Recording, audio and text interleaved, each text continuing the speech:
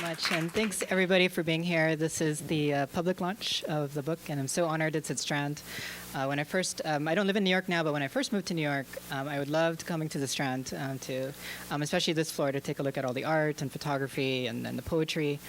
A lot of this work and this book is informed by being an artist first and foremost. I did a lot of performance art, did a lot of poetry when I was living here, and did a lot of experimental work on social media art in particular, and did a lot of work exploring the role of creativity in social media. So I have just a few miscellaneous thoughts, and then Paul and I think we'll have a conversation, and then we'll open it up. But I just want to talk a little bit about what brings me here, what brought me to this topic, and there's one very important qualification for me for writing this book that we didn't mention, which is that I own cats and grew up with cats, and I grew up with cats specifically before the internet really took hold.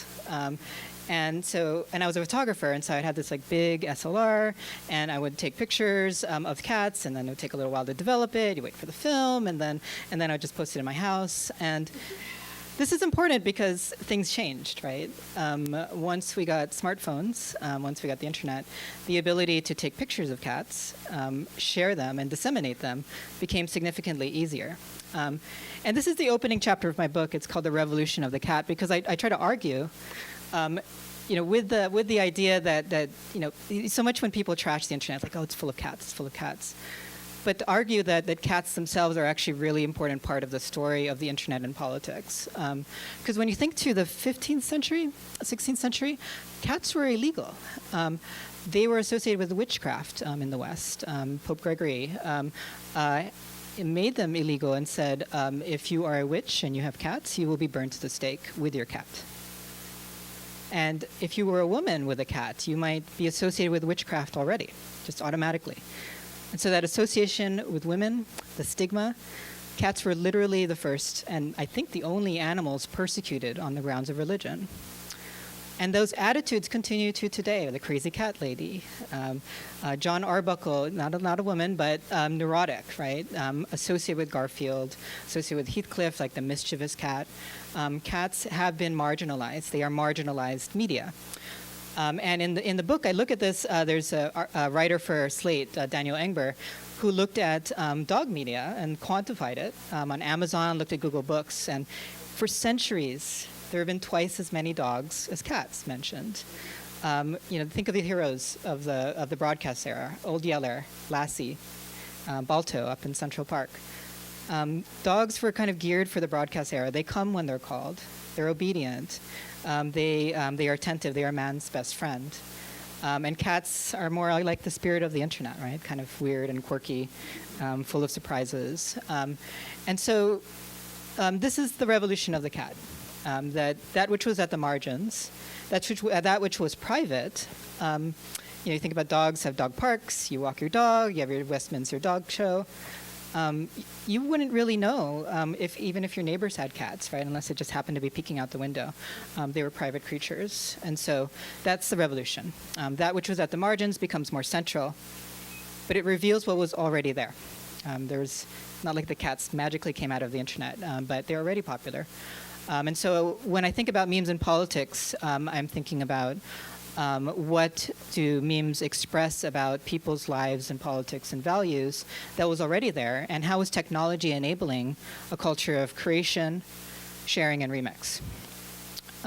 I interviewed Amanda Brennan at Tumblr. She has a fantastic title, Tumblr librarian, meme librarian in particular. And she would document memes. And I asked her for her definition of meme. And I'm actually curious what folks think. Like, what is a meme? Or what is a meme, and what is a digital meme? Thoughts? Yeah, feeling shy? Feeling shy. So Amanda's definition is this. It's digital content shared from person to person, and remixed, and it changes with the sharing. And so it's a difference between what goes viral. Something that goes viral is just being shared widely. But what I like about Amanda's definition is it emphasizes the person-to-person part of meme culture, right? That it's people. Things don't go viral. People make them go viral. And then secondly, the change, right? The fact that people change the content. So they inject a little bit of themselves and their values into the thing that they're making. And so that has tremendous political implications when you think about it. And so the opening story of the book is, I look at the summer of 2014. The book takes a very global approach. I look at the United States, I look at China, I look at Uganda, I look at Mexico, because the internet has global effects, but globally the internet has different politics. And so it's instructive to look at what is common in mimetic expression and politics, and then what is not, because it reveals a little bit about those politics. So summer of 2014, I'm sure many of us remember, was when the hashtag Black Lives Matter came onto the national stage in the United States. And there were stories of people putting their hands up, don't shoot. That same summer in Hong Kong, hashtag Umbrella Movement took the stage. And strikingly, people were also putting their hands up. And the story at the time was that they were, everyone was influencing each other. But it just turns out that that when you are facing police, you put your hands up, and that became the common thing. But the forms of expression were very similar. People were taking selfies. They were using hashtags that doubled as chants.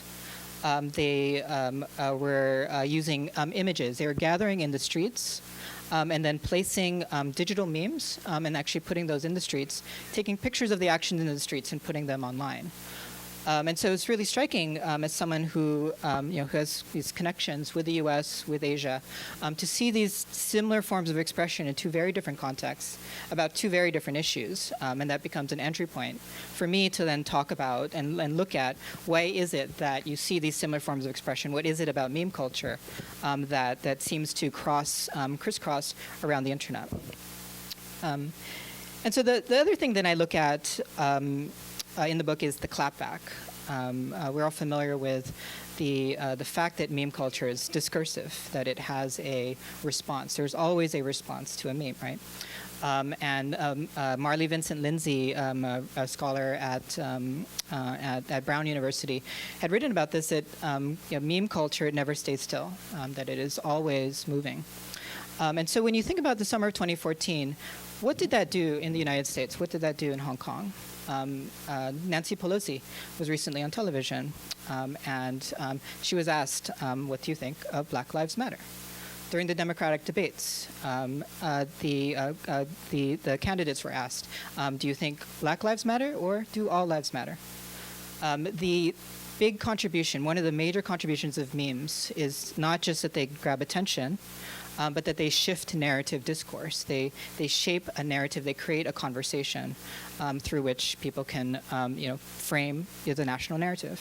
Make America Great Again is another one. That's another hashtag, another meme that draws from history, that creates a narrative, a very different narrative about what this nation is. But that is part of its power. It is also a selfie meme. People wearing the red hat post the pictures online. It is a hashtag, it is a chant, and it is remixed and co-opted. Just like Black Lives Matter gets co-opted and shifted into All Lives Matter, Blue Lives Matter. Make America Great Again had Make America Mexico Again, Make America Native Again. Cultures of memes never stay still. And it's through this culture that the narrative about the United States is being shaped and remixed, both visually, both verbally, in the physical streets, in the digital streets. And that's a lot of the theme of the book, is looking at those dynamics. The China corollary is an example of what happens when you control what I call the digital plaza, when you control the physical space and you control the legal environment as well. Because hashtag Umbrella Movement slowly but surely started to disappear from discourse in Hong Kong, even though you had this very compelling yellow umbrella, you had this hashtag, but it didn't shape discourse in the same way. Part of this is the fact of censorship. In Hong Kong does have greater rights around freedom of expression, freedom of assembly.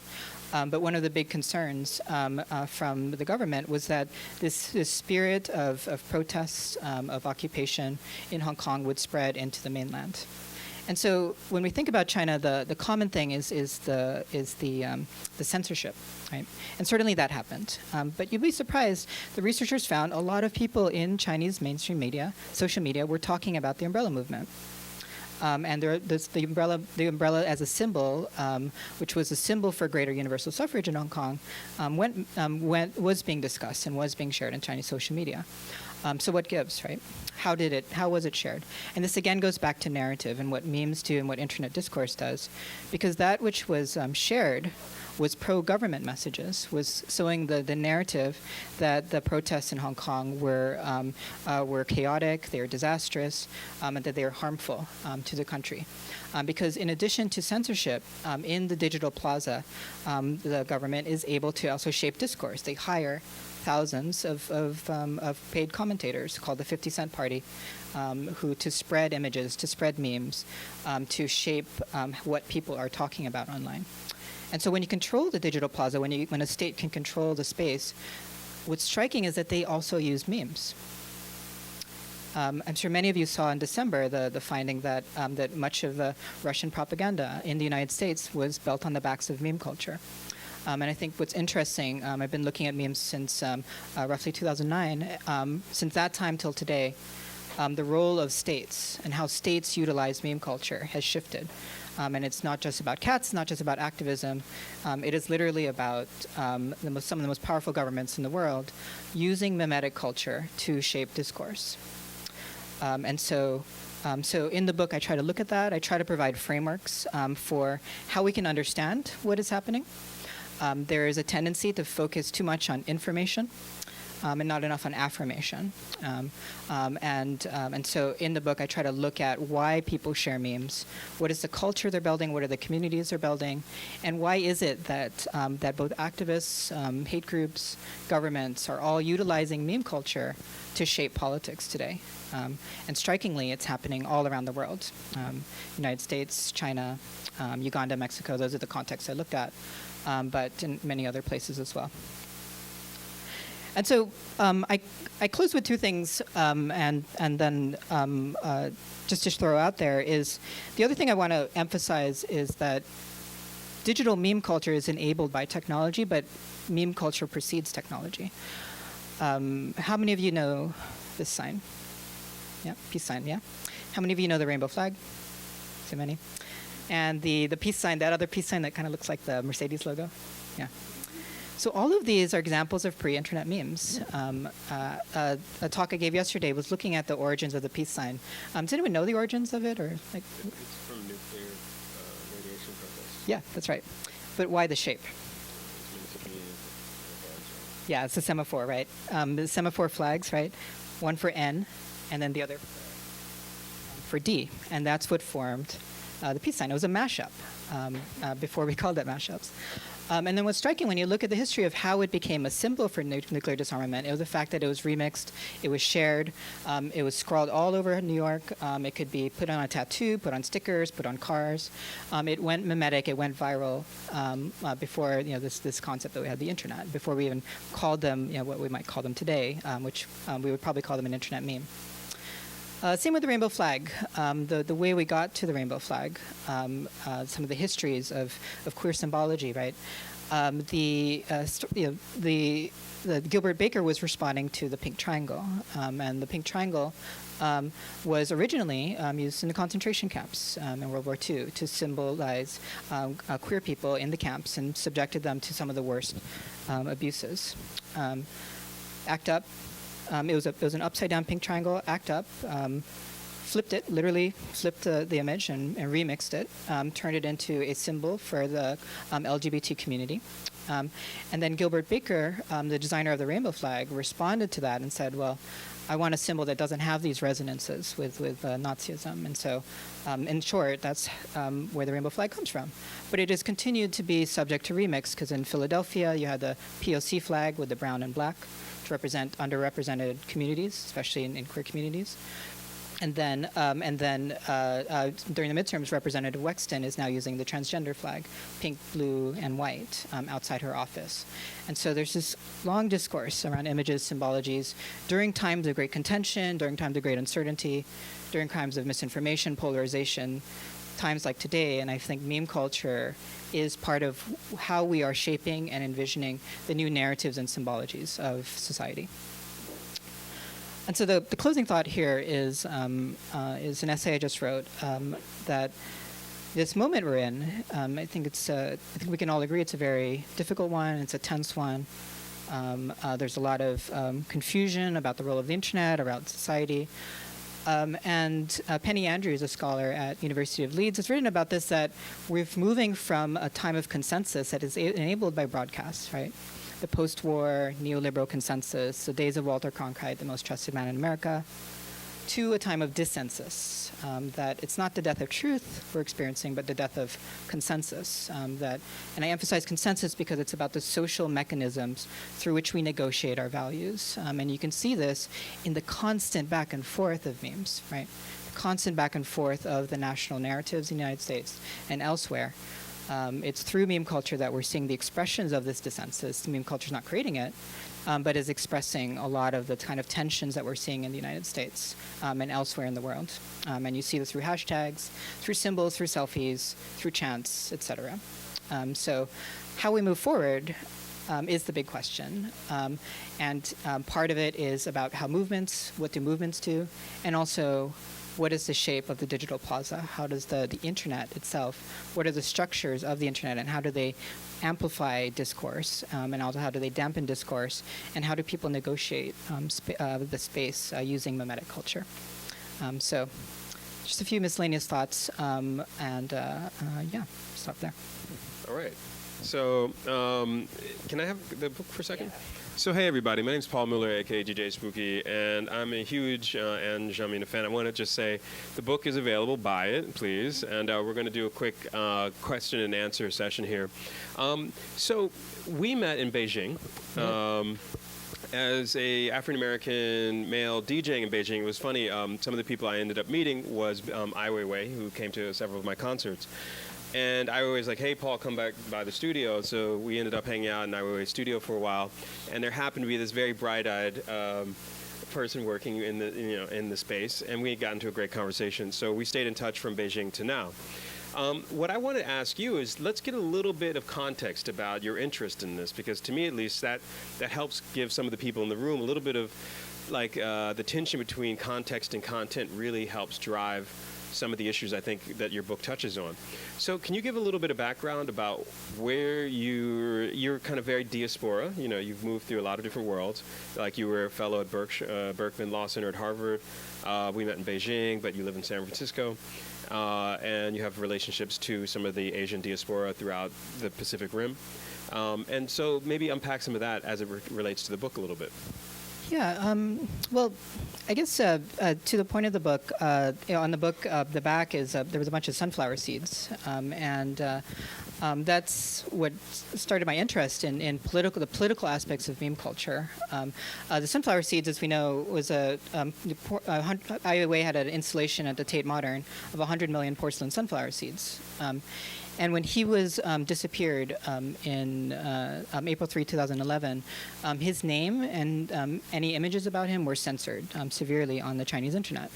And one of the ways that people talked about him was through memes. They created sunflower seed memes because sunflower seeds are sort of like French fries here. They're a common snack. It's extremely difficult to censor because if you're talking about sunflower seeds, are you talking about Ai Weiwei? Or are you just talking about your snacks? And so it became a form of steganography, a way of hiding messages through incredible remixes, and people were remixing his name, etc. And that's basically how I got into this topic. I was like, oh, that's really interesting that this thing that I thought was just silly was being utilized for this really important political ends. But then, to this point of globalism, right? The reason it really spread was not just in China, was it soon spread to Hong Kong. It went international. There are tons of international actions, including here in New York, where people were also utilizing sunflower seeds. And so someone, for me, having grown up in California, Filipino Chinese, spent a lot of time in the Philippines and China. I watched how culture flows through broadcast media. But then seeing it flow through meme culture and seeing how you had this kind of bottom-up way shift narratives, that didn't rely on top-down dissemination. Obviously, I think meme culture intersects with broadcast media, but seeing this kind of new way to shape international discourse for one person, and then seeing how that happens all the time now with underrepresented communities, both globally and within the United States, through meme and remix culture, was just became really interesting to me. And the fun part about her book is that I kind of think it weaves a really beautiful picture between how the internet has evolved in China and some of the mechanisms that people use to create a kind of a dynamic language of images because of censorship and because of the great firewall of China, as we call it, but also seeing eerie parallels in what's going on with the American media landscape. So, for example, I don't know if everyone is familiar with his name, but Chris Messina, he's the inventor of the hashtag. The hashtag was invented in 2007. And it's actually been 10 years, over 11 years now since people have been using the hashtag to turn text into metadata. And amusingly enough, the iPhone came out in 2008. We all tend to forget that, just 10 years, the iPhone X, the 10, So one thing that I really wanted to ask you is like the evolution from desktop to mobile. These are obviously very intriguing points of entry for the web, but also with how people think about memes mostly on mobile platforms. And that's the first place the governments go to try and shut down and do all sorts of stuff. Do you have any kind of pull ideas, pull quote moments from the book that highlight some of your favorite moments of seeing that evolution? Because it's been, it's 10 years. And nowadays we have a vastly more augmented ecosystem. Do you have any favorite moments in the book that kind of highlight that? Well, I'll talk about one silly one. As I like to do, I'll talk about the silly one and then we'll talk about the serious thing afterward. But when I was in Uganda, I got really interested in goat memes. And I was giving a similar talk on memes and showing cats, showing llamas from China. And folks came up to me afterward, and especially talked to this humor group called Urban Legend Kampala, and they were like, well, actually over here, like, these are the memes that we find funny. I was looking at a lot of goats, a lot of chickens, a lot of cows. And I was in Uganda for 3 months and realized, I started to understand this, is that, well, goats are amazing. They're very funny, and we're having a goat moment, I think. But as well, it was a reflection of a more agrarian society, a more rural society. It was something I could relate to. My grandmother was a farmer. We had goats and pigs, and they're amazing. And it's kind of this reflection that also that you could use a mobile phone in a different way in a rural society, but then there's also the dark side of this, right? That the ability to track people, to figure out where people are, is now enabled by mobile phones. That mobility of technology means that those same tools can be used to find you. And so in the book, I look at how people who there's this one artist in China who created a chrysanthemum face meme. It looks like this. So you kind of create chrysanthemums. In Chinese, the word chrysanthemum sounds like the word for anus. And so it's anus face. He created a meme of the Chinese president doing that. Xi Jinping. He was taken away. And this is in a chapter called Bodies and Minds, the famous saying from Bill Clinton, you can't nail Jello to the wall when it comes to the internet in China. If you have enough nails, if you can find the person, you can know where they are, you know where they live. If you use social credit systems, if you use systems of tracking people, that phone that is a source of joy and connection then connects you with larger powers. And so it's this tension, I think, that the same thing that enables creative expression also enables tremendous human rights abuses as well. One thing I actually really wanted to ask you as well is, it's a really wonderful book because it gives an arc of how people think about memes. If visually, they're loops, usually. With DJ culture, which is where I'm a music producer, and when you're DJing, you make loops. But if you make loops of an image, it's much more hypnotic. So there's a kind of, even the term hypnosis goes back to an ancient Greek term, but there's the foundation of modern visuality. A lot of people call it mimesis. A meme is derived from the ancient Greek term, but also Plato helped popularize this term with Diogenesis, which means one is the idea of a mirror you hold up to things, and the other is narrative. So the other day you showed a really interesting sketch of the Chinese word for story, and the characters for that, and the Latin derivation of Historia. What do you think makes digital narrative different than the previous? I mean, obviously, because digital means zeros and ones and network systems, but the human impulse to share these images is fundamental. What goes to the heart of that for you? Well, I think it's interesting how this connects to music culture because, for the longest time I did photography, and the before, like, you had Photoshop and all these things, it was just you just put an image up and then it kind of lived there, right? And obviously you could edit photos. Obviously that was going on long before Photoshop, but it was harder, at least for me. And but then with digital tech, suddenly, like, the image became a thing you could break up and remix, and you could shape and transform it. And I think with digital culture, it's a little bit like with music, like how you can riff, you can engage in these in kind of discourse with each other. I think image culture is starting to meme culture has enabled that for a lot of other types of media. And so in the book I talk a little bit about how digital culture is a lot more like oral culture written down.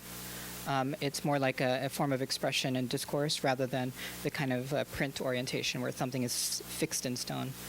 So I think it's in some ways it's a lot closer to to remix to music. All right, and so there was one other question I wanted to ask you, which is this idea of the sovereign internet. A lot of countries now are making servers have to be based in the country, like Russia's doing this, Brazil, China, Sudan, so that they can actually intervene politically. If there's any unrest, they'll shut the internet down. Like I'm sure all of us remember the Arab Spring. The first thing the Egyptian government did was try and shut the internet down.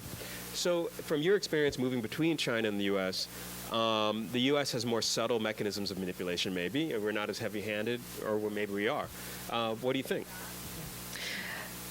I think, when I talked about the census, what's interesting, so I finished the book around like a year and a half ago, but what's changed since then is this growing awareness that the internet is very political, in that very geopolitical sense. And that there's this new report out by Freedom House that talks about digital authoritarianism, that the Chinese model of the internet is not an abstract one that just in China. It is literally being exported to places like Iran, Vietnam, Venezuela, different components of it, not the entire system, and is shaping a different vision of what the internet is. And in some ways, the rise in authoritarian kind of uses of the internet is a direct response to rhetorically at least, to the kind of misinformation and hate crises that we're seeing on the internet today. And you can see this rhetoric, the internet is too difficult to control, it's too much fake news, or anti-fake news laws popping up in dozens of countries that are being used politically to dampen all kinds of speech. Once a government can define what's fake or what's a rumor, it becomes very dangerous. And so we're entering this point of digital sovereignty. That it's a reminder that we're living. The internet itself is very physical, extremely physical.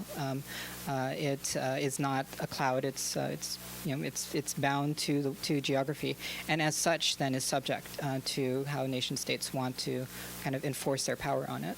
And so we're kind of in between these two worlds. We have this kind of digital authoritarian model, but then we have this kind of laissez-faire Silicon Valley model that is turning out to be corporate, quite problematic as well. Neither of which are very democratic. And so meme culture, you talk about it as street art, but it's negotiating power for folks who may not have power. But what does a more democratic internet look like? I don't know, but it's not. We don't have one right now. Mm-hmm. We were talking earlier. In China, they were one of the first nation states to outlaw rumors on the web.